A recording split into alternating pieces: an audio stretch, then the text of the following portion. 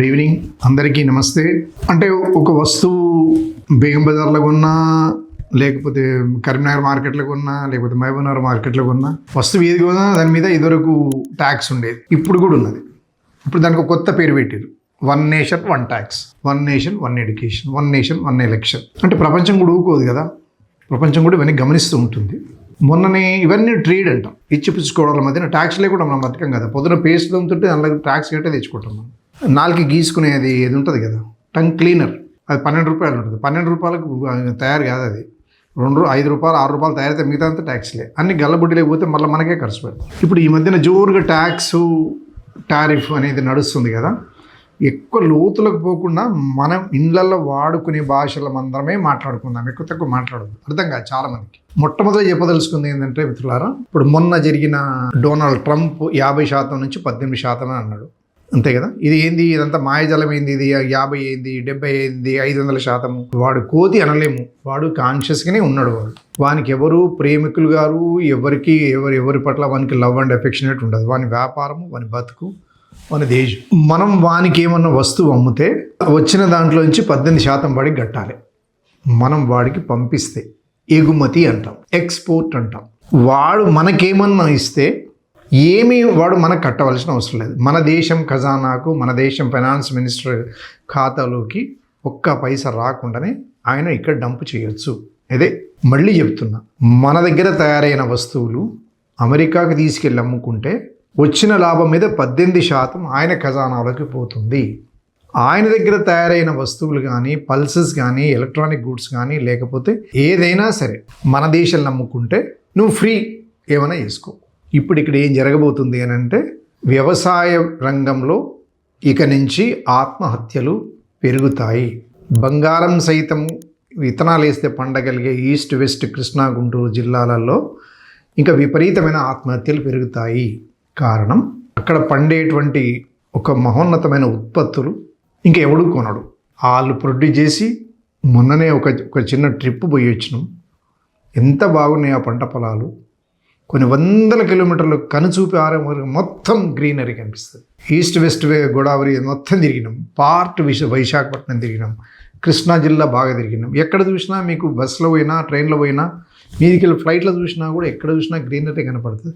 ఆ ప్రొడ్యూస్ అంతా ఏం చేస్తావు ఇప్పుడు?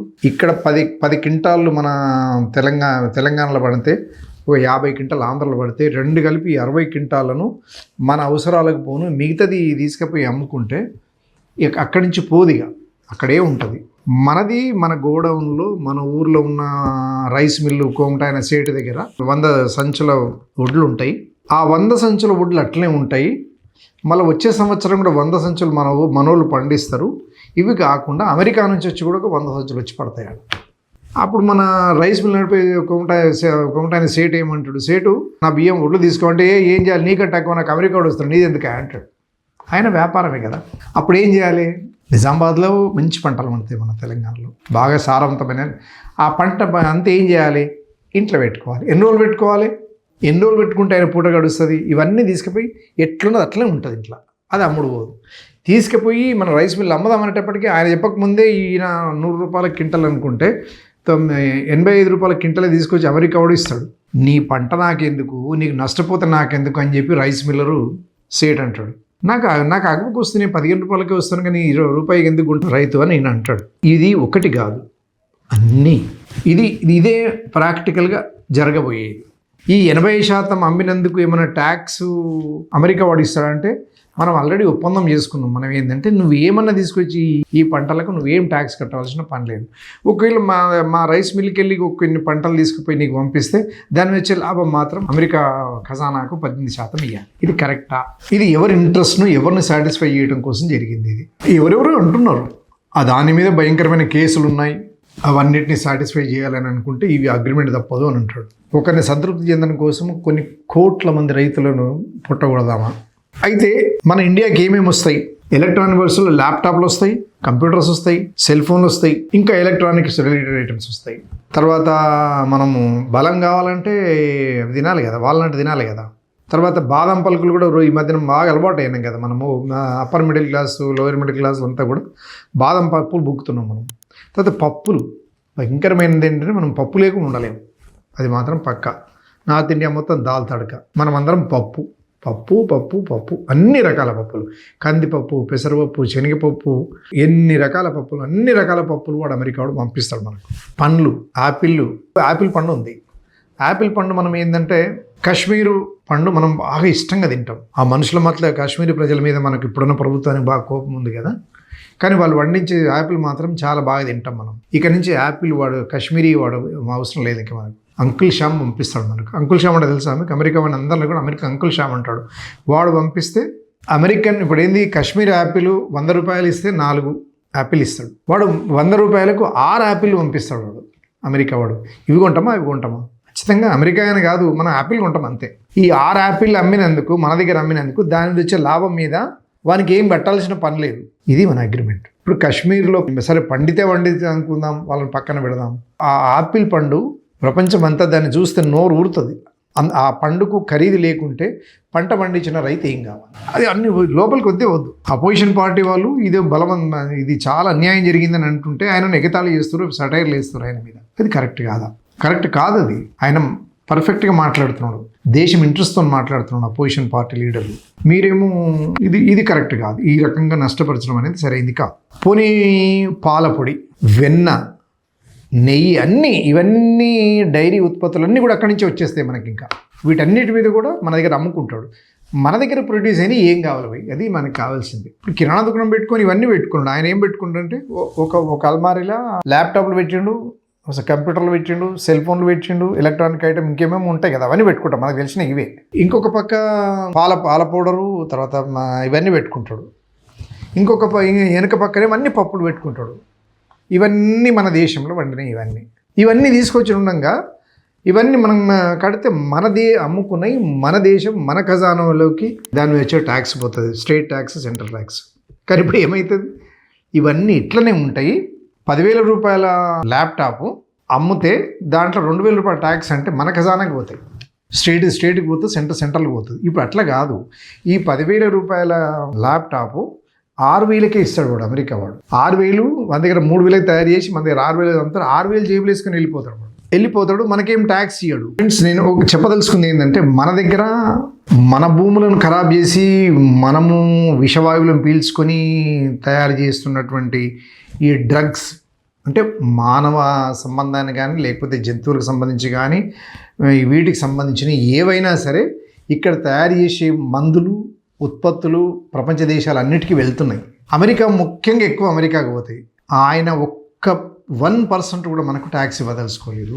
ఇది ఇక్కడ న్యాయం. మనమేమో సంకలు గుద్దుకుంటున్నాం, 50 నుంచి 18కి వచ్చిండు, ఇది ప్రభుత్వం గొప్పతనము, మోదీ గొప్పతనము, ఫైనాన్స్ మినిస్టర్ గొప్పతనము, విదేశాంగ శాఖ గొప్పతనం. అంటే హౌ విల్ యాక్సెప్ట్? ప్రజలు తెలుసుకోవాలి. అందుకనే పల్సెస్ అండి, ఎంత పీనట్, పల్లీలు, దీని మీద అసలు, తర్వాత సోయాబీన్, ఇవి ఆయిల్స్, ఇవన్నీ కూడా తెప్పించుకుంటున్నాం. మనకు భారతదేశానికి సరిపడా పంటలు బ్రహ్మాండంగా ఉన్నాయండి. అంటే ఒక్కొక్క రాష్ట్రంలో ఒక్కొక్క ఉత్పత్తి బ్రహ్మాండంగా వస్తుంటుంది. పెద్ద పెద్ద లారీలలో వస్తుంటాయి, మనకు చూసిరు కదా, పెద్ద పెద్ద కంటైనర్లు వస్తుంటాయి. వాటిలో అన్ని ఉత్పత్తులు, అవన్నీ ఎక్కువ శాతం మన దగ్గర ఎక్కువ పడి, మా యూపీ బీహార్ పోతే యూపీ బీహార్లో గోధుమలు మన దగ్గరికి వస్తే ఇట్లా మనం పంచుకుంటాం. కానీ ఎవరికో పుట్టినోని వస్తువులు మన దగ్గరికి వస్తే మన పరిస్థితి ఏంది, మన వాళ్ళ పరిస్థితి ఏంది అనేది ప్రశ్న. పోనీ ఫ్యాక్ట్ చెక్ అంటారు, కరెక్ట్ చెప్పాలంటే ఫ్యాక్ట్ చెక్. ఒకసారి లేదంటుంది కేంద్రం, ఒకసారి ఉందంటుంది, ఒకసారి ఉంది లేదంటుంది, అసలు లేనే లేదంటుంది, మళ్ళీ ఉంది అంటుంది. మనల్ని పిచ్చోళ్ళని చేస్తుంది కేంద్రం. ఇది కరెక్ట్ కాదు. రైతు సంఘాలు బాగా పనిచేయాలి. పార్టీలకు అతీతంగా నిజంగా భారతదేశ ప్రజలు వీళ్ళంతా నా ప్రజలే అనుకున్నప్పుడు ఇది అలౌ చేయకూడదు. ప్రైవేట్ అయిపోయాయి, బిఎస్ఎన్ఎల్ ప్రైవేట్ అయిపోయాయి, అన్ని ఇండస్ట్రీస్ అన్ని ప్రైవేట్ అయిపోయాయి, ఇంకేముంటుంది, అన్నీ తీసుకుపోయి ఆ ఇద్దరికే చెప్తున్నారు. అవట్లా మనం అలౌ చేయకూడదు. సభ్య సమాజం అంతా కూడా రైతును కాపాడాలి. ఇప్పటి వరకు అక్కడక్కడనే తెలంగాణలో ఆత్మహత్యలు జరిగినాయి, అంతటా ఆత్మహత్యలు జరిగినాయి. ఇప్పుడు ఎరువులు కూడా మనము చేసుకోలేము. ఇంత దారుణం, అన్నీ వచ్చేస్తాయి. ఇప్పుడు మనకు అర్థం కాదు, ఒక ఏడాది తర్వాత తెలుస్తుంది తతంగం. మార్కెట్లో మొత్తం ఇబ్బడి బేగం బజార్ కానీ లేకపోతే ఉస్మాన్గంజ్ కానీ పోండి, అన్ని బయట దేశ ఉత్పత్తులు వచ్చి పడవుతాయి. మన లారీలు పోయి ఆడ ఉంటాయి, అవి మొదలు ఇవి అమ్మిపోతాయి. ట్యాక్స్ లేకుంటే ఆటోమేటిక్గా తీసుకుంటాం. కాబట్టి మనం అందరం కూడా ఐక్యం అవ్వాలి, కేంద్ర నిర్ణయాన్ని వ్యతిరేకించాలి, అమెరికా యొక్క వాళ్ళకు ఉండే ఒక దుర్మార్గమైన దాడిని వ్యతిరేకించాలి, ప్రశ్నించాలి. ఈ మనకు తెలియకుండానే మన మీదనే చేస్తున్నటువంటి దుర్మార్గమైన ప్రయోగాన్ని అదొక అద్భుతమైన ఘట్టంగా మనల్ని పిచ్చోళ్ళని చేసి చెప్పడం అనేది కరెక్ట్ కాదు. మేమేదో చేసేసినామని చెప్పడం అయితే కరెక్ట్ కాదు. అమెరికా మనల్ని ఒక్కరినే కాదు టార్గెట్ చేస్తుంది. ఇప్పుడు బంగ్లాదేశ్లో కాటన్ ఏదైతే తయారవుతుందో వాడికి అవసరమైన కాటను, క్వాలిటీ ఆఫ్ కాటన్, చాలా నాణ్యత కలిగిన కాటన్ భారతదేశంలో ప్రొడ్యూస్ అవుతుంది. వాడు తీసుకోడేటవాడు అదే క్వాలిటీ ప్రోడక్ట్ బంగ్లాదేశ్లో తీసుకొని వానికి బెనిఫిట్ చేస్తూ ఉంటుంది కానీ తప్ప మన కాటన్ తీసుకొని మనకు బెనిఫిట్ చేయడం తనకి ఇష్టం లేదు. ఇలాంటి దుర్మార్గాలన్నింటినీ కూడా మనం ప్రశ్నించాలి.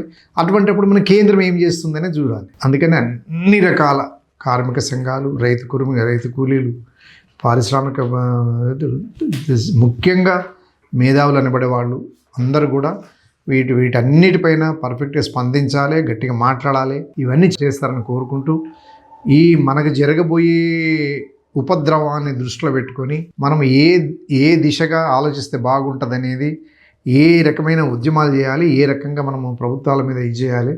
మనం చూడంగానే ఏదో అంతా దేవుడే చూసుకుంటాడు, మనం అందరం పర్ఫెక్ట్గా ఉన్నాము అని మనల్ని భ్రమల్లో కల్పించడం అయితే అదొక మంచి నిర్ణయం కాదు. అది అందరం ఎదిరించవలసిన అవసరం ఉందని చెబుతూ ఇది చూస్తారని కోరుకుంటూ ధన్యవాదాలు. Thank you very much.